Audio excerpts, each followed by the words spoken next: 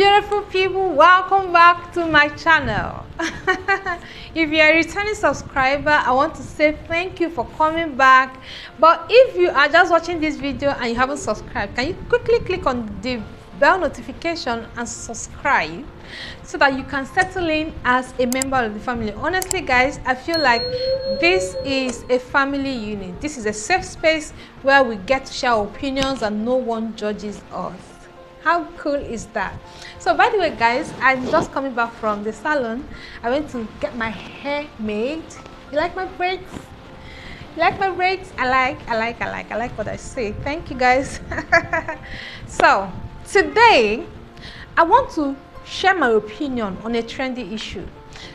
Okay, so I actually thought I was going to do this video before now, but my last video took precedence and I decided I was going to share because you guys wanted me to share how I lost my weight. Today I want to lend my ear to a trending issue.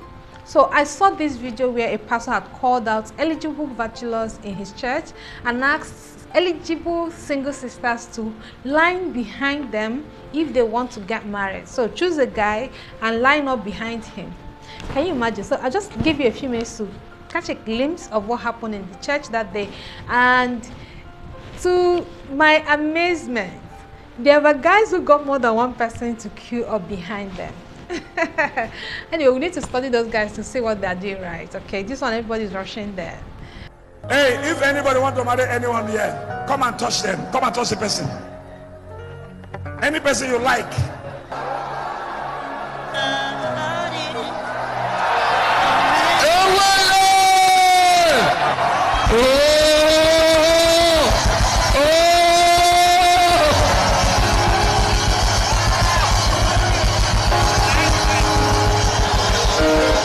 Okay, but I found something off about that video.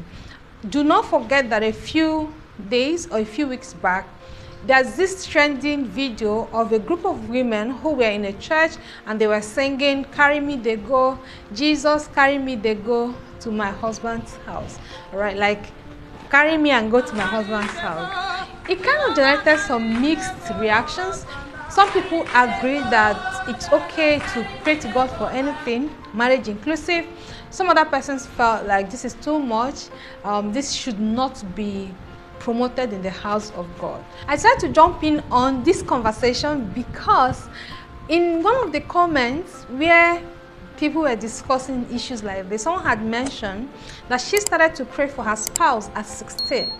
And that her mother taught her to pray for your spouse at 14, and that she was also going to teach her daughter the same thing. I felt something was off, and I said, what better place to talk about it than here with you, my family. So sit tight and hear what I have to say. I also want to, get your own opinion and see what you have to say. What do you think? Do you think you should start to pray for a spouse at 14? Or 12 maybe, or 16, or should you leave it towards maybe the later part of your life, or should you even be praying for a spouse at all? Let me know what you think and we'll jump right into what I think. Now to what I think about this trendy issue. When I watched that video, I felt like this pastor had trivialized the institution of marriage. Marriage is such a noble institution and it's difficult, even though if you follow certain principles it should be very simple, but it's not as easy as it looks from the outside. And so there are a lot of things you put into consideration when you want to make the choice of a life partner. Things like compatibility, things like how much they are invested in your growth, things like their capacity to walk with you on the journey of life. These are serious life issues and should not be trivialized on the grounds of obeying spiritual issues. Let me also say that I understand where these pastors are coming from. All right, being a church girl myself, I've seen pastors ask singles, especially the ladies, to do some radical things in the name of helping them secure their spouses spiritually. Because according to them, if you secure them spiritually, it's easier for physical manifestation. But may I say that marriage is more your input, the success of your marriage is more your input than it is about whatever spiritual exercise you do. And so I do not think that these pastors should be trivializing marriage the way they do. Instead, I think they should get creative. They should find smarter ways to help singles connect, because even though there are people in this congregation who may genuinely be looking for spouses, or they have found spouses but they do not have the confidence to speak to them, there are better ways, there are smarter ways to connect these people to themselves. All right, you can launch out on a dating app or site that enables them meet and connect and check themselves out. Or ordinarily, you can just arrange a date where there are single persons, both male and female, and just let life happen. They will find what they like, they will find shared interests and common interests, and they can pick up their relationship from there. So instead of making it look like the men are the trophy, where the women have to line behind them and claim them as the trophy that they are, this is not supposed to be. I felt bad that in this time and age where it looks like a woman does not have any respect to herself, despite her level of success or despite her level of achievement, both financially, career-wise, the church should not be aiding and abetting this. Secondly, the church should not, in a bid to solve a particular problem, create a bigger problem. What statement are you trying to make by that display?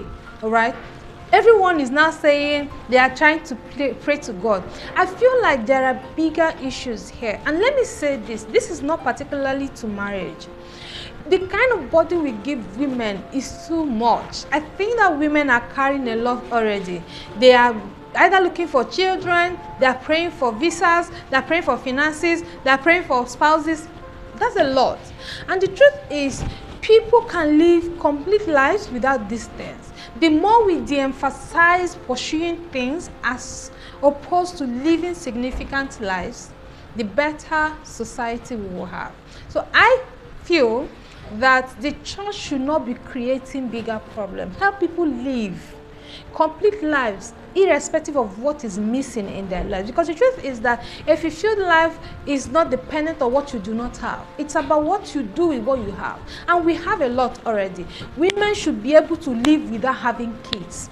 They should live full lives and complete lives without having spouses.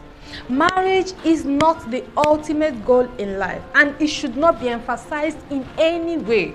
Marriage is a beautiful thing. It can help you move your life forward beyond what your single capacity can do, but it's not the ultimate. People should be living significant lives, making impact in other people's lives, touching lives, growing other people, and living and maximizing their existence. Number 3, I have to say is, marriage should not be a reward. It's not even a reward for good behavior. A lot of the time, the reason why singles adhere to some of these things that pastors preach is because they feel like they're obeying spiritual command. Hey, this is not the way it should be. Marriage is not a reward for good behavior. God does not, I feel like, in my understanding, God does not give you marriage because you behaved well. Even the worst of people have found love and they have had thriving marriages. Marriage is not peculiar to Christianity. All right, I'm a Christian myself, but I dare say that there are so much other things that pertains to life. So instead of focusing on marriage and making everybody look like that's the ultimate thing to get, you should start praying at 14. You should teach them to be productive. You should teach them to achieve more, achieve success, right? To live impactful life, to love humanity. Once you do this, you will attract the best things in life, and it will happen at the time when it's supposed to happen for you. Everybody's timeline is not the same, but if we're making everybody pursue things, chase marriage, chase childbearing, chase pregnancy, I feel like we're doing a disservice to the life that we have. And that leads me to the next point: too much emphasis on what is missing. If you go to churches, I just say that a lot of the time, all you hear is, God will give you a husband, amen. God will give you a wife, amen. God will give you children, amen. God will give you money, amen. Can we tell them to de-emphasize what is missing? Because it's not about what is missing, it's about what you do with what you have. The fifth thing I have to say is, a good marriage is not a function of the prayers that you make. It's the function of your input, how much effort you are putting, how much commitment you are putting in loving your partner. So instead of focusing so much on the prayer, why not focus on building yourself and becoming the kind of person that you want to marry, or developing capacity to be able to marry the kind of man that you want to marry? Because I just said that even if God gives you the best of angels and you are not a good person, or you are not committed to making their lives better, you will still destroy their lives or water down their angelness and make them devils. All right, so do not focus on prayer. Prayer is the life you live every day. Treating people well is prayer. Marrying your spouse well, loving them and committing to them and trying to help them grow is a prayer. All right, so let's get into that and be more specific with how we want to build life. Finally, I have to say, get busy. Marriage will happen. It can happen now, it can happen later. Marriage should stop you in your tracks. Like it's something that should be on the path of fulfillment, on the path of your destiny. As you live the life that you have, that has been assigned to you, that's when it should happen. All right, you don't stay at a bus stop and expect that at some point marriage will happen, all right, before you can move forward. So get busy, get productive, do something meaningful with your life. For those of you who are saying, I want to teach my daughter to pray for 14. At 14, the child should be focused on learning high income skills. The child should be focused on loving humanity. The child should be focused on making impact with the life that they have. The child should be focused on growing themselves to be able to meet up with the demands of life, not focus on one spouse out there. This is what I think. This is what I think.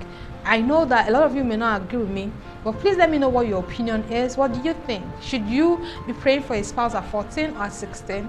Or should you be living your life and meet the person of your dream when the time is due? Because the truth is that you do not have control over all these things. So why worry? All right? With that, we've come to the end of my opinion. I just said to share it. Let me know what you think. And if you have not subscribed, please subscribe and click on the bell notification so you get notified every time I upload a video. Thank you so much, guys, for watching. Have a pleasant day ahead.